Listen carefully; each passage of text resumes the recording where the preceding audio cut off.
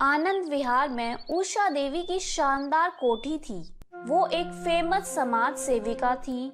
आए दिन meeting attend करती थी। उनके दो बेटे थे, दोनों ही अच्छा कमाते खाते थे और अपनी माँ को बहुत ही ज्यादा चाहते थे।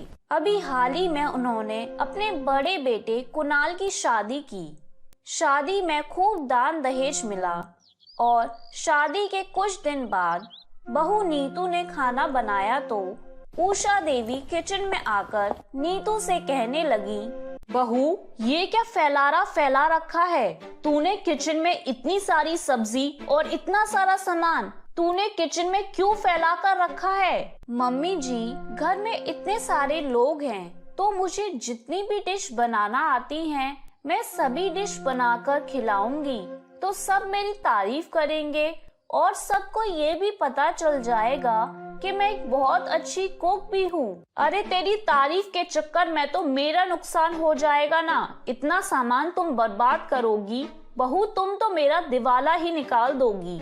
अरे तुम्हें पता नहीं है, ये इतनी बड़ी कोठी मैंने ऐसे ही नहीं बनाई, एक एक पैसा जोड़ा है, इसलिए कोई जरूरत नहीं है इतना सब काम करने की। चुपचाप थोड़ी सी सब्जी और गिनकर सबके लिए दो दो रोटी बना लो। हाँ। नीतू अपनी सास की बात सुनकर बड़े आश्चर्य से बोली, मम्मी जी दो दो रोटी इतने में क्या होगा? ये तो दाढ़ में ही अटक जाएगी। अरे तुम्हें पता भी है, कुछ कल शाम की बची हुई रोटियां भी फ्रीज में रखी हैं, सभी लोग वो रोटियां भी खा लेंगे, बस सबके लिए खाना पूरा हो जाएगा। लेकिन मम्मी जी, बासी रोटी खाने से तो सभी लोग बीमार हो जाएंगे ना। चुप करो तुम, कोई भी बीमार नहीं होगा। हमारे यहाँ इतना फिजूल बर्बाद करने के लिए नहीं है। अपने मायके में तुम जो भी करती रही हो ना वो वहीं रखो, लेकिन यहाँ ये सब नहीं चलेगा। यहाँ जैसा मैं कहूँगी वैसा ही करना पड़ेगा, समझी? जी मम्मी जी, ठीक है। उषा देवी रोज नीतू से ऐसे ही कम खाना बनवाती थी। वह बहुत कंजूस थी, लेकिन अपने आप सबसे पहले और खूब खाना खाती थी। जैसे ही खाना बनता वैसे ही उषा देवी कहती, बहू मेरे लिए खाना ले आओ, मुझे तो अपनी दवाई खानी है, वैसे भी मैं बहुत कमजोर हो गई हूँ।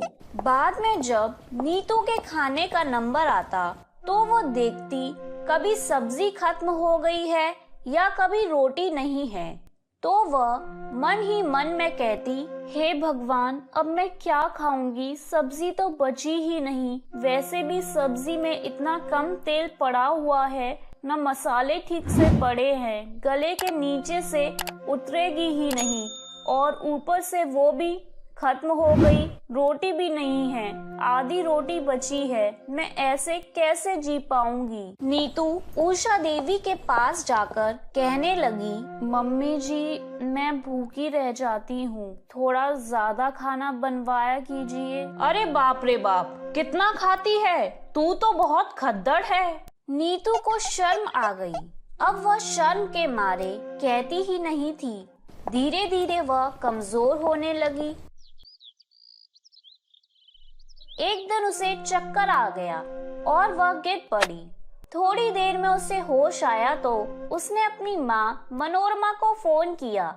उसकी माँ वहाँ आई और उसने डॉक्टर को बुलाया। डॉक्टर ने चेकअप किया और कहा, देखिए इन्हें बहुत कमजोरी है, इनके शरीर में खून की कमी हो गई है, खून चढ़ाना पड़ेगा, कमजोरी की वजह से यह हाल हुआ है इनका। आप पहले तो इन्हें हॉस्पिटल में एडमिट कराएं, अच्छी देखभाल करें और सबसे ज़रूरी बात, अच्छा और पौष्टिक खाना खिलाएं। ये सुनकर उषा देवी बोली, अरे कुछ नहीं, ये आजकल की कमजोर पीढ़ी की बात है। अरे मुझे देखो, मैं भी तो इसी घर में रहती हूँ, मैं भी वही खाती हूँ जो ये खाती है, लेकिन मैं तो बिल्कुल ठीक हूँ। ये सब ड्रामा है, ड्रामा, नाटक है काम न करने के, और कुछ नहीं। ये सुनकर नीतू की माँ मनोरमा से बोली तो कुछ नहीं, लेकिन उन्होंने नीतू से सारी बातें पूछ ली। वो उषा देवी से लड़ना नहीं चाहती थी, इसलिए वह अपनी बेटी को लेकर अपने साथ अपने घर ले आई और वहाँ हॉस्पिटल में भर्ती करवा दिया। थोड़े ही दिनों में नीतू की तबीयत ठीक हो गई। अब की बार मनोरमा ने चलते समय खूब ढेर सारा खाने पीने का सामान अपनी बेटी के साथ भेज दिया। यह देखकर उषा देवी खुश हो गई और वह बोली, बहू, और खाना बनाने की जरूरत नहीं है। पहले जो तेरे मायके से जो सामान आया है उसे खत्म कर लो, फिर कुछ और बनेगा। यह सुनकर तो नीतू ने अपना माथा पीट लिया और बोली, क्या फायदा हुआ इतना सारा सामान अपने मायके से लाने का। इन्होंने तो सामान देखकर खाना बनवाना ही बंद कर दिया। इसी तरह समय बीत रहा था। अब उषा देवी के दूसरे बेटे संजय की भी शादी हो गई। छोटे बेटे संजय की पत्नी काजल बहुत तेज तर्राफ थी। उसको खाना बनाने के लिए कहा गया। वह जैसे ही किचन में पहुंची, उसके पीछे पीछे उषा देवी भी पहुंच गई और काजल से बोली, बहू, सबके लिए गिन गिन कर रोटी बनाना, एक भी रोटी फालतू नहीं होनी चाहिए। और हाँ, सब्जी तो एक ही बनाना और तेल तो बस सुंगा देना।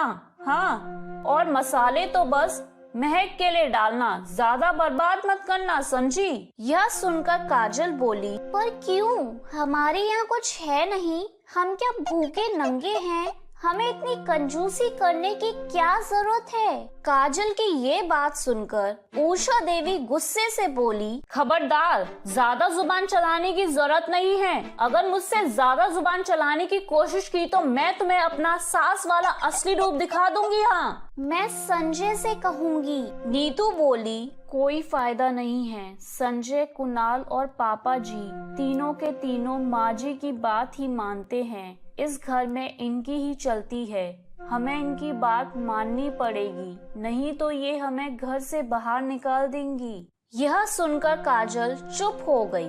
उसे समझ ही नहीं आ रहा था कि जब उनके यहाँ इतना सब कुछ है तो फिर वह ऐसे क्यों कह रही हैं। उसने मन ही मन अपनी सास को मजा चखाने की सोची। दूसरे दिन जब उषा देवी ने काजल से कहा, बहू, आज नाश्ते में क्या बना रही हो? देखो, पराठे बनाओ तो उसमें घी कम लगाना। अपनी सास की बात सुनकर काजल बोली, माँ जी, मैं कहती हूँ कि पराठा सेकने की क्या जरूरत है, रात की रोटी बची है, उन्हें ही गरम कर देती हूँ, उन्हें ही पराठा समझकर नमक से खा लेंगे, नाश्ता ही तो है, एक एक रोटी से काम चल जाएगा। काजल के मुंह से ये बात सुनकर उषा देवी बहुत खुश हो गई। नाश्ता करके मुझे मीटिंग में जाना है, घर के सारे काम कर लेना, घर का ध्यान रखना। उषा देवी के जाते ही काजल ने खूब घी में तलकर पराठे, सब्जी और हलवा बनाया। उसने नीतू को बुलाकर कहा, लो दीदी, खूब खाओ पेट भरकर। उषा देवी लौटकर घर आई। उसको आज मीटिंग में भी केवल कॉफी ही मिली थी। उसके तो पेट में भूख से चूहे कूद रहे थे। बहू, खाने में क्या बनाया है? खाने में क्या बनाऊं माँ जी, मेरी तो कुछ समझ में ही नहीं आ रहा। आजकल इतनी महंगाई हो गई है, सब्जी बनाऊं तो उसमें तेल पड़ेगा, मसाले पड़ेंगे। दलिया सस्ता पड़ता है, वही मंगवा लिया है मैंने। दलिया में थोड़ा सा नमक डालकर काजल ने दलिया बना दिया और उषा देवी से कहा, लो खाओ माँ जी, पापा जी, भाई साहब और संजय तो बाहर से ही खाकर आते हैं, हम और दीदी रह गए हैं, तो हम लोगों का तो आज व्रत है। उषा देवी कुछ नहीं बोली। रात में उसकी भूख के मारे हालत खराब थी। दूसरे दिन भी वही हाल रहा। काजल बोली, माँ जी, आज नाश्ता रहने देते हैं, ज्यादा फिजूल खर्ची से तो हमारा नुकसान ही होता रहेगा।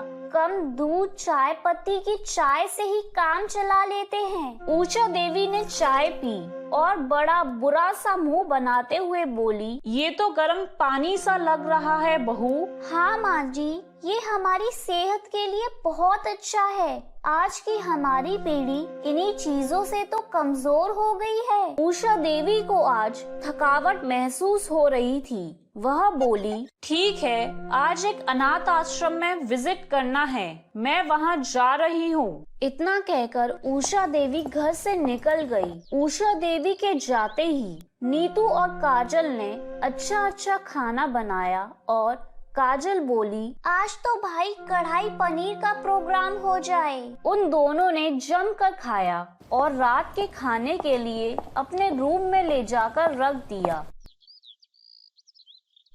उषा देवी लौट कर आई। आज भी वह बहुत भूखी थी। उसने कहा, अरे बहू, खाना ले आओ, बहुत जोर से भूख लगी है। काजल एक रोटी, वो भी सूखी हुई, लाकर बोली, लीजिए माँ जी। अरे तुम लोग भी खा लो। ये सुनकर काजल और नीतू दोनों अपने लिए भी एक एक रोटी लेकर बैठ गए और काजल बोली, बस माँ जी, हम लोग इतना ही खाते हैं, इससे ज्यादा खाना बर्बाद करना हमें अच्छा नहीं लगता। थोड़े ही दिनों में उषा देवी की हालत खराब हो गई। अब वह चलती थी तो उसे कमजोरी की वजह से चक्कर आते थे। अब उससे नहीं रहा गया। वह बोली, बहू, अच्छा सा खाना बनाओ, अच्छी सी सब्जी बनाओ, बस अब बहुत हो गया। अब इससे ज्यादा कंजूसी मैं बर्दाश्त नहीं कर सकती। मैं अब भूखी नहीं रह सकती। अब उषा देवी के सिर से कंजूसी का भूत उतर गया, क्योंकि वह तो हमेशा दूसरों पर कंजूसी दिखाती थी। तो मेरे प्यारे दोस्तों, कैसी लगी आपको मेरी ये कहानी? मुझे कमेंट करके जरूर बताएं और इसे अपने दोस्तों के साथ शेयर करें। और हाँ दोस्तों, अगर आपने अब तक मेरे चैनल को सब्सक्राइब नहीं किया है तो जल्दी से नीचे वाला काला बटन दबाकर सब्सक्राइब कर लें। तो मिलती हूँ मैं आप सभी से फिर एक नई कहानी के साथ। तब तक के लिए आप अपना ध्यान रखें। बाय बाय दोस्तों।